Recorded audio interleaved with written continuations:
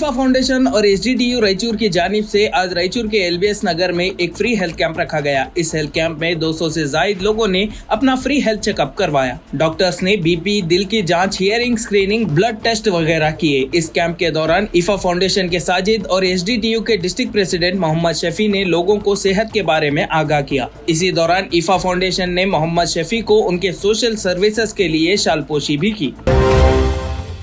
रायचूर में कांग्रेस के प्रोटेस्ट के दौरान कुर्सियों के लिए झगड़ा देखा गया। ये प्रोटेस्ट कर्नाटका के गवर्नर के खिलाफ था।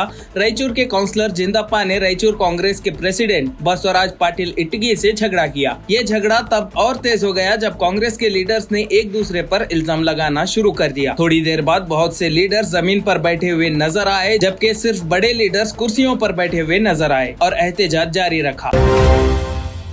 कोलकाता के आरजे कर मेडिकल कॉलेज में वायलेंट और हीनियस क्राइम के बाद मुल्क भर में डॉक्टर्स औरतों की सेफ्टी के लिए एहतजाज कर रहे हैं। अब रायचूर के रिम्स अस्पताल के डॉक्टर्स ने भी विक्टिम के लिए सपोर्ट और क्राइम के खिलाफ आवाज उठाते हुए एक कैंडल मार्च निकाला। ये कैंडल मार्च हॉस्पिटल से शुरू हुआ और हॉस्पिटल के मेन गेट पर रुक गया, जहाँ रिम्स मेडिकल कॉलेज के डॉक्टर्स ने स्लोगन्स उठाए और औरतों की सेफ्टी के बारे में बात की।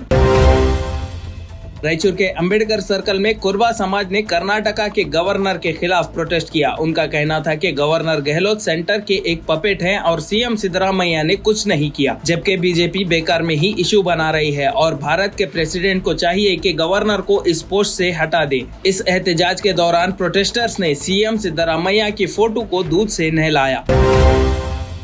कांग्रेस के लीडर्स और मेंबर्स ने बरोज पीर को बेंगलुरु के फ्रीडम पार्क और पूरे स्टेट में गवर्नर चीफ मिनिस्टर सिद्धरामैया के खिलाफ मोडा साइट अलॉटमेंट स्कैम में प्रोसिक्यूशन के सैंक्शन के फैसले के खिलाफ प्रोटेस्ट किया। Deputy chief minister DK Shivakumar ने प्रोटेस्ट के दौरान कहा कि रियासत के लोगों ने सिद्धरामैया की लीडरशिप और मेरी गाइडेंस के तहत हमने 136 सीट दिए हैं। ब्रिटिश 200 साल रहे, लेकिन वो कांग्रेस को हराने में नाकामयाब रहे। कांग्रेस ही है जो इस देश में बढ़ रही है। अगर कोई पावर में आता है तो वो कांग्रेस की ही वजह से होता है। इन्होंने आगे कहा कि हमने उन्हें गवर्नेंस सिखाई है जो पावर में है। गवर्नर की पोजीशन कॉन्स्टिट्यूशन और कांग्रेस ने ही दी है। लोगों ने अपोजिशन को सबक सिखाया है और हमें चुना है। अब इस कंट्रोवर्सी को बढ़ाने का क्या फायदा? हमें कॉन्स्टिट्यूशन की हिफाजत करनी चाहिए।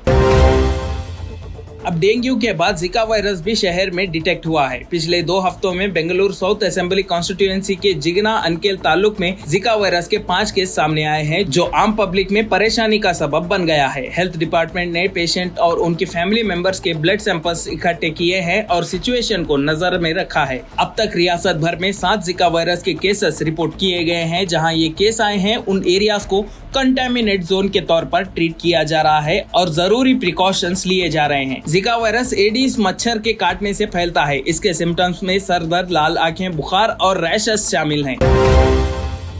सुप्रीम कोर्ट ने कलकत्ता के आरजे कर मेडिकल कॉलेज और अस्पताल में एक डॉक्टर के रेप और मर्डर का सुओ मोटो नोटिस लिया है। चीफ जस्टिस डीवाई चंद्रचूड़ और जस्टिस जेबी पडिवाल और मनोज मिश्रा 20 अगस्त यानी आज इस केस की सुनवाई करेंगे। इसी हफ्ते बरोज जुमा को सुप्रीम कोर्ट को 2 लॉयर्स और तेलंगाना के एक डॉक्टर ने सीजीआई डीवाई चंद्रचूड़ को एक लेटर लिखा, जिसमें उन्होंने कहा कि वो इस केस को सुओ मोटो नोटिस ले। उनका कहना था कि जुडिशरी को इस केस को जरूरी अर्जेंसी और सीरियसनेस के साथ देखना चाहिए ताकि विक्टिम को इंसाफ मिल सके और दूसरी औरतें इस तरह के क्राइम से बच सकें। Union home minister Amit Shah ने इंडिया अलायंस को क्रिटिसाइज करते हुए कहा कि उनकी अपीजमेंट पॉलिटिक्स ने हिंदू, बुद्ध, सिख और जैन रेफ्यूजीज को इंसाफ नहीं दिया जो इंडिया में सिटीजनशिप के लिए आ रहे थे। अमित शाह ने अहमदाबाद में कहा कि पाकिस्तान, बांग्लादेश और अफगानिस्तान से आए रेफ्यूजीज को सीएए के तहत सिटीजनशिप सर्टिफिकेट दिए। उन्होंने कहा कि सीएए सिर्फ सिटीजनशिप देने के लिए नहीं है, बल्कि ये लाखों लोगों को इंसाफ और हक देने के लिए है। उन्होंने कहा कि कांग्रेस और उनके अलाइज की अपीजमेंट पॉलिटिक्स की वजह से 1947 से लेकर 2014 तक लोगों को इंसाफ नहीं मिला। ये लोग अपने देश में भी टॉर्चर हुए। इंडिया अलायंस की अपीजमेंट पॉलिटिक्स ने उन्हें इंसाफ नहीं दिया, जबकि पीएम मोदी ने उन्हें इंसाफ दिया।